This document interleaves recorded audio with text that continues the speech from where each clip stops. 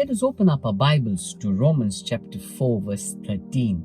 It says there, "For the promise to Abraham and his offspring that he would be the heir of the world did not come through the law, but through the righteousness of faith." Here we see it's speaking of the promise that God made to Abraham. The word promise comes from the word epangler, which means to declare, to tell, to announce. When you look at that word to declare, when you think about that word legally, a declaration once made, it is legally binding.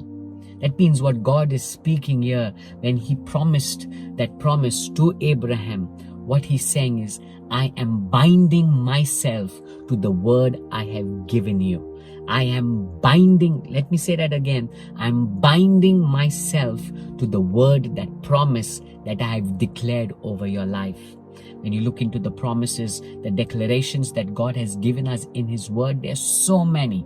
But one thing that comes to my mind is John chapter 3 verse 16, that God so loved the world that He gave His only begotten Son, that whosoever believes in Him should not perish but have everlasting life. That means God has declared it. It's going to happen. It is binding. It is binding on God, that the moment you believe, the moment you come into that believing, a relationship with Jesus, you are saved. The word saved means sozo, right? It means you are healed, you're delivered, you're blessed, you begin to have abundance of life. When you look into Matthew chapter 11 verse 28, it says, "Come to me all who are tired and heavy laden, and I will give you rest." That's a word given by God. It's a word, a promise spoken, a declaration spoken by God.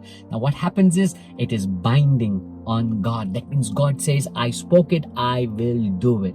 I want to remind you today, what are the words, the promises that God has spoken to you? Remember, if God has spoken it over your life, He's saying is, I bind myself to my word.